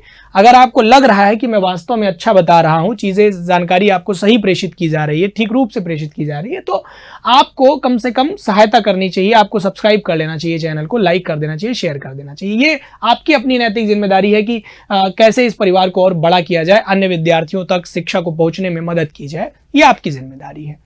मैं इसके लिए दोबारा नहीं कहूंगा, आपकी अपनी नैतिक जिम्मेदारी है। ये देखिए, अच्छा सवाल क्या पूछा हुआ था, सवाल मैं बोल करके आपको बताता हूं। पूछा गया है कि शासकीय पत्र से क्या अभिप्राय है, इसकी विशेषताओं का वर्णन करते हुए इसका प्रारूप बना दीजिए। तो अब सीधा सीधा आपको प्रारूप पता होना चाहिए, प्रारूप पर अभी हमारी बातचीत होगी। प्रारूप मतलब होता है ड्राफ्ट, यानी कि वह पत्र किस प्रारूप में, किस निश्चित नियत रूप में लिखा जाता है, किस नियत रूप में लिखा जाता है, यह प्रारूप से तय होगा। किस नियत रूप में वह प्रारूप लिखा जाएगा, यह उससे ही तय होता है। और थोड़ा सा देखिए तो संबोधन से क्या तात्पर्य है, यानी कि जब आप पत्र लिखते रहे होंगे ना तो महोदय, प्रिय श्री महोदय, है ना, इस प्रकार का महोदय, प्रिय श्री महोदय, इस प्रकार का आप क्या करते रहे होंगे, संबोधन करते रहे होंगे किसी को बुलाने के लिए। अच्छा सर, कई लोग तो महोदय का महिला अर्थ यानी कि जो है स्त्रीलिंग बता देते हैं, महोदया, गलत है, सही नहीं है ये। अगर आप आरओ की तैयारी कर रहे हैं, यूपीपीसीएस की तैयारी कर रहे हैं, बीओ की तैयारी कर रहे हैं, तो आप इन सब के लिए मेरे साथ जुड़ सकते हैं। मैं लास्ट में आपको अपना फ़ोन नंबर भी दूंगा, जिसके माध्यम से आप मैसेज करके हमारी बैच का हिस्सा बन सकते हैं। आप हमारी मेंटोरशिप का हिस्सा बन सकते हैं, जहां पर हम एक ग्रुप के माध्यम से जुड़ते हैं, रोज आपको होमवर्क देते हैं, आप उसको सॉल्व करते हैं। हफ्ते में एक दिन हम आपके साथ जूम मीटिंग में जुड़ते हैं, आपकी समस्याओं का निदान करते हैं।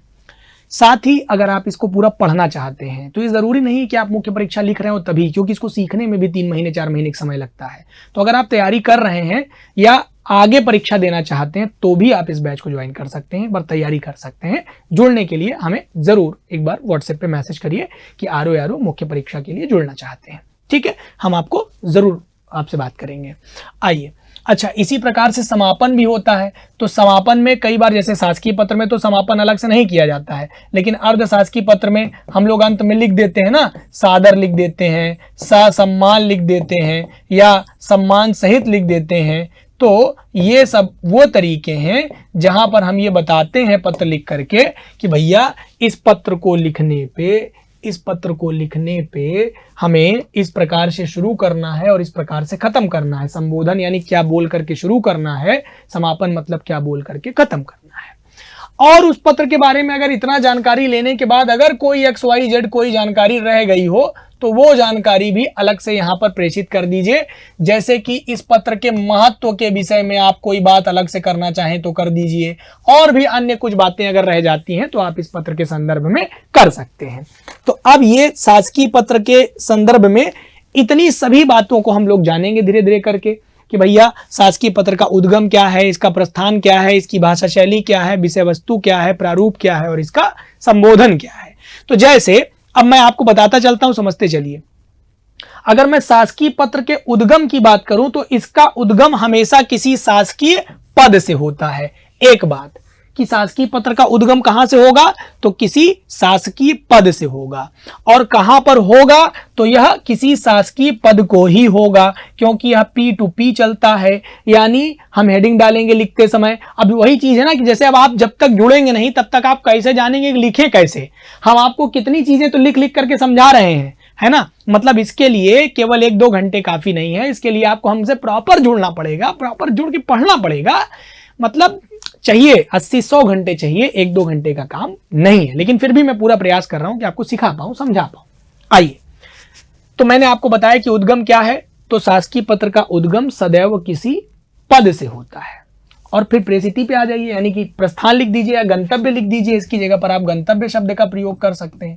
गंतव्य यानी इसका गंतव्य बिंदु क्या होता है, तो इसका गंतव्य बिंदु भी एक पदस्थ अधिकारी होता है, यानी कि एक पद होता है, यानी कि एक पद को भेजा जाता है। अब संचालन शब्द को समझिएगा, थोड़ा सा मैं 1 मिनट और आपको समझाना चाहूंगा, नहीं तो आप संचालन नहीं समझ पाएंगे। बिना संचालन के मामला क्लियर नहीं होगा। अब मैं आपको बहुत कम शब्दों में संचालन समझाऊंगा, क्योंकि ज्यादा समय मैं अब नहीं लगाना चाहता, वीडियो बहुत लंबी हो जाएगी तो फिर मजा नहीं आएगा। आइए, कोई भी पत्र जब किसी व्यक्ति से किसी व्यक्ति को, किसी कार्यालय से किसी कार्यालय को, ऐसे समझिए, किसी कार्यालय से किसी कार्यालय को, किसी दूतावास से किसी दूतावास को, किसी पद से किसी पद को, किसी अधिकारी से किसी अधिकारी को, किसी कर्मचारी से किसी कर्मचारी को जब भेजा जाएगा, तो कई बार यह संभावना बनेगी ना कि उस पत्र का जवाब भी आए। जैसे यहां से तो यह पत्र गया है अभी ना, तो यह भी तो संभावना बनेगी कि यहां से जवाब भी जाए। तो ऐसी दशा में जब किसी पत्र में उसका जवाब भी आने की संभावना हो या जवाब भी आना हो, तो ऐसी दशा में हम मानते हैं कि यह पत्र एक कैसा पत्र है, तो यह द्विआयामी पत्र माना जाता है। यह कैसा पत्र माना जाता है, तो ऐसे पत्र को हम द्विआयामी पत्र कहते हैं। क्या कहते हैं, तो द्विआयामी पत्र कहते हैं। और जैसे मान लीजिए यह 2 डायमेंशनल है, इसको 2D कहते हैं, इसको 2 डायमेंशनल लेटर बोला जाता है ऐसे पत्र को। लेकिन मान लीजिए कि अगर जवाब आने की संभावना ना हो, जैसे इसमें, तो आप इसके लिए उदाहरण के तौर पर क्या ले सकते हैं, तो इसका जो सबसे बेहतरीन उदाहरण है वो यही है ना, शासकीय पत्र हो गया आपका, अर्धशासकीय पत्र हो गया आपका,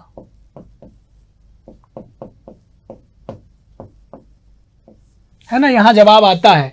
अनुस्मारक में भी मान के चलिए जवाब आने की संभावना रहती है। और इसी के ठीक विपरीत अगर ए से कोई पत्र चल के बी के पास गया हो लेकिन जवाब की संभावना ना हो, यह आदेशात्मक होगा। क्या होगा, आदेशात्मक होगा। यानी कि इसके लिए आप एक उदाहरण जोड़ सकते हैं कार्यालयीय आदेश को, कि आदेश जो होता है वो एक आयामी होता है। इसी पत्र को हम एक आयामी पत्र कहते हैं। इसी पत्र को हम 1 डायमेंशनल लेटर बोलते हैं। क्या बोलते हैं, 1 डायमेंशनल लेटर, एक आयामी पत्र कहा जाता है। तो ये एक आयामी पत्र है, 1 डायमेंशनल लेटर है। इसके लिए आप एक एग्जांपल आदेश को ले लीजिए।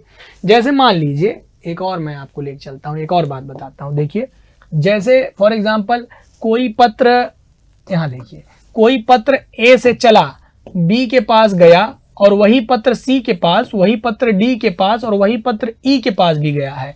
तो ऐसे पत्र का ये अर्थ निकलता है कि एक समान सूचना, क्या मतलब है इसका, कि यहां पर एक समान सूचना, निर्देश या आदेश या कुछ भी कई लोगों तक गया है, बी के पास भी, सी के पास भी, डी के पास भी, ई के पास भी। ऐसे पत्र को हम मल्टी डायमेंशनल लेटर बोलते हैं, यानी कि बहुध्रुवीय पत्र के नाम से जानते हैं। क्या, बहुध्रुवीय पत्र बोलते हैं। ऐसे पत्र को हम बहुध्रुवीय पत्र के नाम से जानते हैं। यह मल्टी डायमेंशनल लेटर होता है। और यही 3 प्रकार का संचालन कोई भी शासकीय विधा की पत्र में किया जाता है। या तो वह 1 डायमेंशनल होगा, या तो 2 डायमेंशनल होगा, या तो मल्टी डायमेंशनल होगा। ठीक है, थ्री डायमेंशनल को भी मल्टी डायमेंशनल ही कहा जाता है।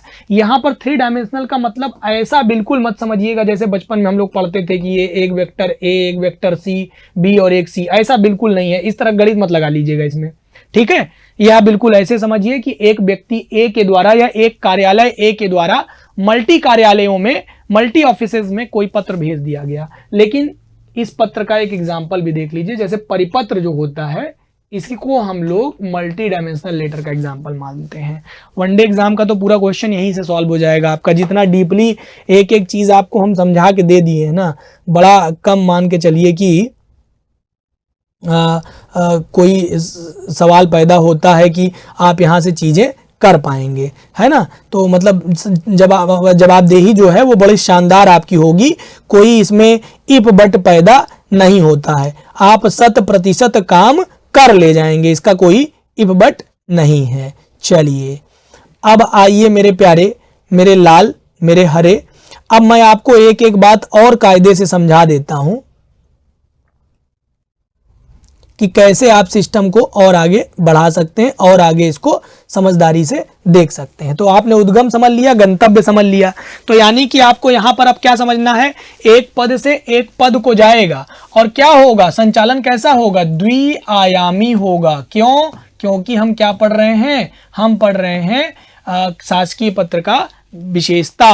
अच्छा, इसकी भाषा शैली कैसी होगी, चूंकि यह पदीय दायित्व का निर्वहन करने के लिए होता है, चूंकि यह पदीय दायित्व के निर्वहन के लिए इस पत्र का जो है वो किया जाता है, यानी कि इसकी जो विषय, इसका जो भाषा शैली होती है वह सटीक होती है, सारगर्भित होती है, रूढ़ और औपचारिक होती है। यानी कि इसकी भाषा शैली कैसी होगी, रूढ़ होगी और औपचारिक होगी। कैसी भाषा शैली इस्तेमाल करेंगे, रूढ़ भाषा शैली, औपचारिक भाषा शैली का प्रयोग करके ये पत्र लिखा जाता है, क्योंकि यह पत्र पदीय दायित्व के निर्वहन के संदर्भ में भेजा जाता है। इसकी विषय वस्तु क्या होगी, किन विषयों पर यह पत्र भेजा जाएगा, किन विषयों पर भेजा जाएगा सर, ये पत्र किन विषयों के संदर्भ में भेजा जाता है, तो ये पत्र भेजा जाता है आपके किन विषयों पर, तो शासन के संदर्भ में जुड़ी कोई सूचना, पहले बता चुका हूं, मैं इंतजार कर रहा हूं कि आप कमेंट करेंगे, बताएंगे। शासन के संदर्भ में जुड़ी कोई सूचना हुआ, कोई आदेश हुआ, कोई निर्देश हुआ, उसके संदर्भ में शासकीय दृष्टि से आवश्यक हो जाता है, इसके संदर्भ में भेजा जाता है, ठीक है। और शैली कैसी होगी, तो अन्य पुरुष शैली में लिखा जाता है। कैसी, अन्य पुरुष शैली में लिखा जाता है। इसकी शैली कैसी होती है, अन्य पुरुष शैली होती है। कैसी, तो अन्य पुरुष शैली में इसको लिखा जाता है, ठीक है, अन्य पुरुष शैली में लिखा जाता है। प्रारूप पर अब हमारी बातचीत होगी, लेकिन प्रारूप से पहले मैं आपको बता दूं कि यहां पर जो संबोधन है शासकीय पत्र में वो महोदय के रूप में किया जाता है, और यहां पर समापन के लिए किसी भी विशेष शब्दावली का प्रयोग नहीं किया जाता है। और क्या बच गया, इस पत्र का महत्व बच गया है। ये पत्र आपके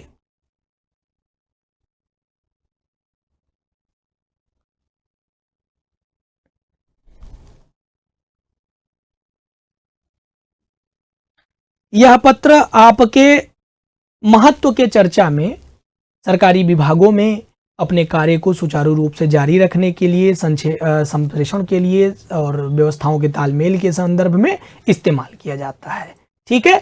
बाकी अब इसमें बच गया केवल और केवल एक चीज जो आपको जानना अब अहम है, यानी कि इस पत्र का प्रारूप बता दीजिए सर। सर इस पत्र का प्रारूप क्या होता है, तो अब नंबर आता है शासकीय पत्र के प्रारूप का, यानी अब हेडिंग लगा लीजिए शासकीय पत्र का प्रारूप।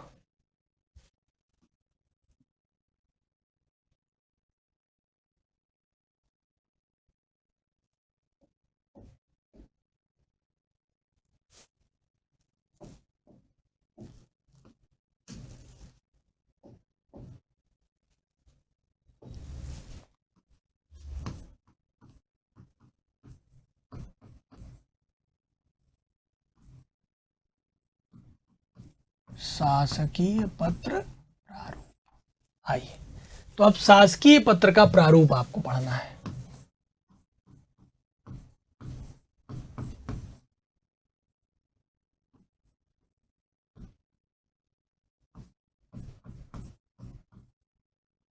शासकीय पत्र का प्रारूप पढ़ना है। सुंदर हैंडराइटिंग में आपको एक एक चीज लिख करके प्रेषित करनी है अपने एग्जामिनर के सामने, ताकि आपका छोटी मोटी गलतियां भी माफ हो जाएं, कुछ गलतियां छुपी रह जाएं, पता ही ना चले कि ऐसी कोई गलती भी थी क्या। सबसे पहला काम हमें दाएं तरफ, देखिए पत्र का दायां बायां समझ लीजिए। कॉपी की तरफ मुंह करने पर जो हमारा दायां है वही पत्र का दायां है, जो हमारा बायां है वही पत्र का बायां है। समझ गए ना? कॉपी की तरफ मुंह करके, ध्यान रखिए मैं इधर मुंह करके बता रहा हूं, मेरा हाथ का दायां पत्र का दायां, मेरा बायां पत्र का बायां। दाई तरफ बाईं तरफ का मतलब समझते चलिएगा। आपने कॉपी की तरफ मुंह किया है तो आपका हाथ, दाहिना हाथ जिधर है वही आपके पत्र का दायां भाग है, और आपका बायां हाथ जिधर है वही आपके पत्र का बायां हाथ है, बायां भाग है। आज समझ में आई? इतना क्लियर है? अब देखिए दाहिनी तरफ हमको पत्रांक का उल्लेख करना होता है। पत्रांक, पत्रांक संख्या, ठीक है, पत्रांक संख्या। फिर बाएं तरफ आ जाइए तो हमें प्रेषक लिखना होता है। प्रेषक, प्रेषक के नीचे प्रेषक का क्या क्या डिटेल होना चाहिए? तो प्रेषक का नाम, प्रेषक का पद नाम और शासकीय पता। प्रेषक का शासकीय पता। देखिए हमने जो भी चीजें इसमें कर रहा हूं मैं, इससे इतर एक शब्द भी इधर उधर नहीं होना चाहिए। शब्द भी इधर उधर हो गया ना, अक्षर भी इधर उधर हो गया, एक पॉइंट भी इधर उधर हो गया, गया सब काम से। तो प्रेषक का 3 डिटेल। फिर इसके ठीक बराबरी में हमको सेवा में लिखना है, यहां पर सेवा में, ठीक है, सेवा में। फिर उसके बाद क्या करना है? पद और शासकीय पता। देखिए प्रेषक के बाद ऐसे कॉमा लगा दीजिए सेवा में। अब सेवा में के बाद यहां पर हमको पद और पद के बारे में बताना है, और सेवा में के बाद जो हम डिटेल में दे रहे हैं ना, ये प्रेषिती का डिटेल है, और शासकीय पता।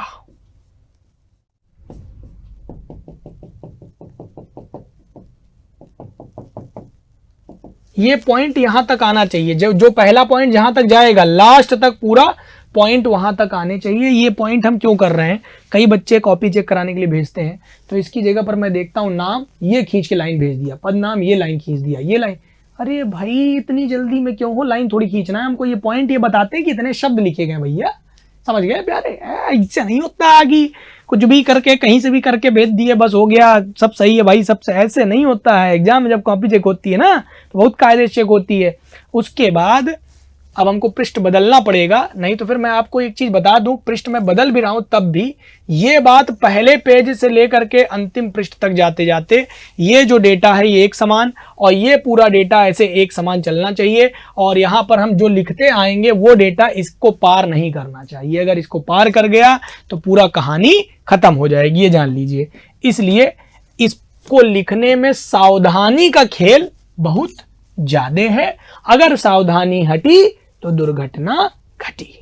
आइए इसी के ठीक बराबर पर यहां पर हम अनुभाग लिखते हैं।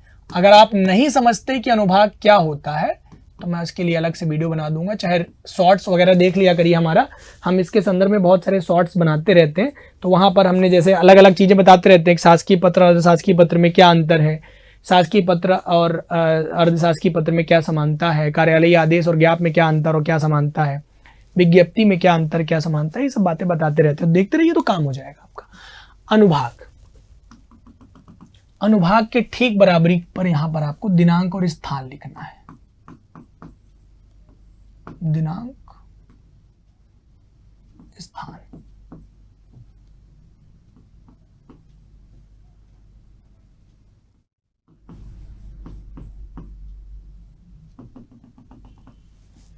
ठीक है, दिनांक स्थान लिख दिया। और फिर इसके बाद का प्रोसेस है कि आप विषय लिखिए। या तो आप इसको ऐसे ना लिख करके, एक बार में ना लिख करके दिनांक को थोड़ी जगह दे दीजिए और फिर स्थान को दे दीजिए, पूर्ण विराम लगा दीजिएगा इसके बाद। फिर यहां से हमको विषय लिखना है।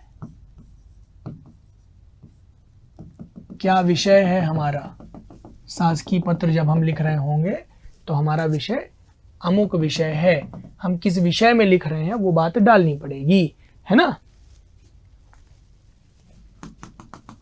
जैसे कि संदर्भ में के संदर्भ में, इस संदर्भ में पत्र लिख रहे हैं, है ना। आपको कहीं पर भी देखिए, मुझसे एक गलती हुई, मैं यहाँ पर ब्लैक पेन से लिख रहा था और यहाँ पर मैं रेड पेन पे आ गया, दिमाग से स्लिप हो गया मेरे। आपको एक चीज मैं बता दूं, पत्र में कलम नहीं बदलनी है आपको, कहीं पर भी नहीं। अगर आप ब्लू से लिख रहे हैं तो सब कुछ ब्लू से होना चाहिए, अगर आप ब्लैक से लिख रहे हैं तो सब कुछ ब्लैक से होना चाहिए। बहुत अच्छे अच्छे विद्यार्थी इसी में बहुत कम नंबर पा जाते हैं कि उनको ये लगता है कि ये सब हेडिंग है, कोई नहीं, ये सब हेडिंग्स नहीं है, ये प्रारूप का हिस्सा है, ठीक है। अब मैं आपको इस बात को ऐसे समझा सकता हूं कि अगर आपके पास कोई आईडी कार्ड हो तो उस आईडी कार्ड में आप देखेंगे तो आपके डिपार्टमेंट के आईडी कार्ड में सबका एक जैसा ही होगा, नाम जैसे पहले आपके में छपा है आईडी में, वैसे उसके में भी छपा होगा, उतने ही पॉइंट्स होंगे, रत्ती भर इधर उधर नहीं मिलेगा, एक सूत इधर उधर नहीं मिल सकता, सब कुछ वैसे ही मिलेगा। तो ये चीजें फिक्स्ड होती हैं, तो इसको ऐसे ही लिखना पड़ता है। विषय, विषय के बाद अब आप लिखेंगे यहां पर महोदय, महोदय। अब आप अपनी मेन बॉडी लिखना शुरू कर दीजिए, अब आप अपनी मेन बॉडी पर छा जाइए बिल्कुल। कैसे? उपर्युक्त विषय के संदर्भ में आपसे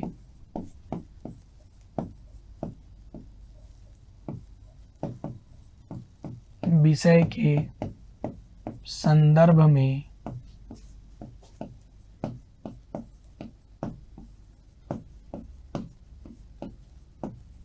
आपसे यह कहने का निर्देश हुआ है कि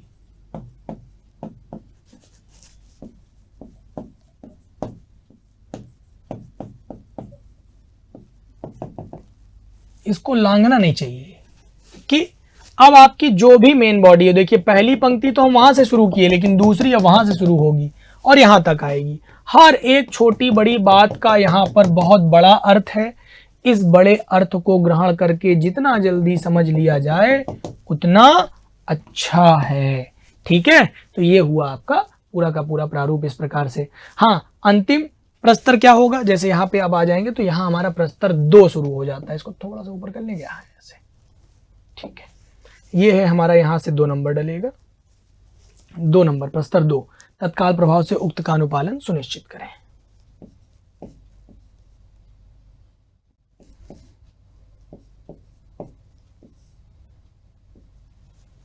तत्काल प्रभाव से उक्त का अनुपालन सुनिश्चित करें।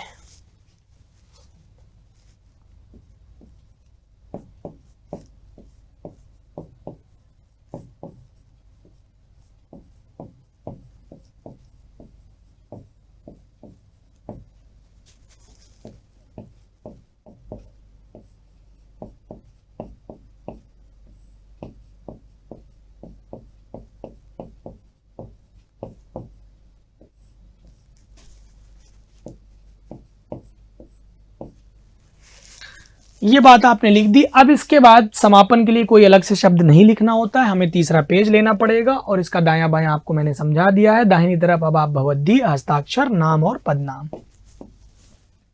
भवद्दीय, फिर यहां पर आकर के आप हस्ताक्षर कर देते हैं, फिर नाम, नाम को ब्रैकेट में बंद कर देते हैं, फिर पदनाम, ऐसे भवद्दीय, हस्ताक्षर, नाम और पदनाम। हस्ताक्षर आपका ओरिजिनल हस्ताक्षर नहीं होना चाहिए, हस्ताक्षर में आपको केवल नॉर्मल हस्ताक्षर कुछ भी ऐसे करना है, ऊट पटांग सा। नाम का उल्लेख उसमें नहीं दिखना चाहिए कहीं से भी, रत्ती मात्र भी। फिर इसके बाद आप इधर आ जाइए, इसी के ठीक बराबरी पर इधर आप संलग्नक ले लेंगे। कितना आपने संलग्न किया, जैसे मान लीजिए आप 2 ठो कोई चीज संलग्न कर रहे हैं तो 1 नंबर ऐसे, 2 नंबर ऐसे, ठीक है, ऐसे। फिर उसके बाद यहाँ पर प्रतिलिपि भेजी जाएगी, तो प्रतिलिपि निम्न को, प्रतिलिपि या पृष्ठांकन, तो प्रतिलिपि निम्न को सूचनार्थ एवं आवश्यक कार्यवाही हेतु प्रेषित।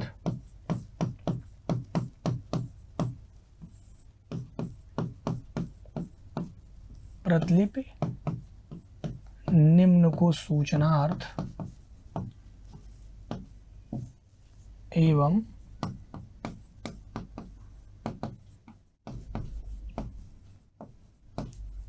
आवश्यक कार्यवाही हेतु प्रेषित।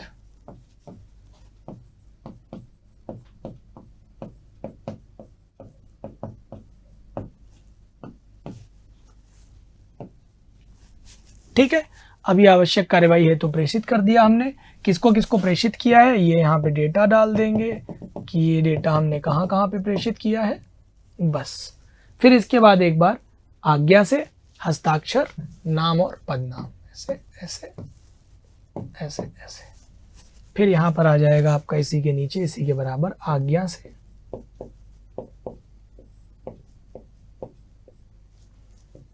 फिर आपका हस्ताक्षर, नाम, ये भी ब्रैकेट में रहेगा, पदनाम।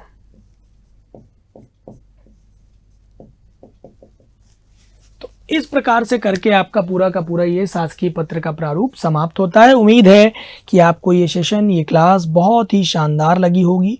आपने इससे काफ़ी कुछ सीखा होगा और इस कक्षा को आप खूब प्यार देंगे। खूब सारे भाई बहनों से आप ये शेयर करेंगे और ज़्यादा से ज़्यादा विद्यार्थियों तक इसे पहुंचाएंगे। मैं आपको डिस्क्रिप्शन बॉक्स के बारे में तो बता ही चुका हूं कि डिस्क्रिप्शन बॉक्स में हमारा नंबर मिल जाएगा और उसी नंबर के भरोसे आप हमसे बातचीत कर सकते हैं। यानी कि आपसे बातचीत करने का एक माध्यम, एक ज़रिया आपको हमने दे दिया है। और ये पूरा जो मैंने बोर्ड पे लिखा है ना, ये पूरा का पूरा बोर्ड वर्क भी आपको एज इट इज़ हमारे टेलीग्राम पर प्रेषित कर दिया जाएगा, मिल जाएगा। संपर्क सूत्र आपका जो रहेगा वो ये है और संपर्क का जो तरीका है वो केवल और केवल व्हाट्सएप है 83188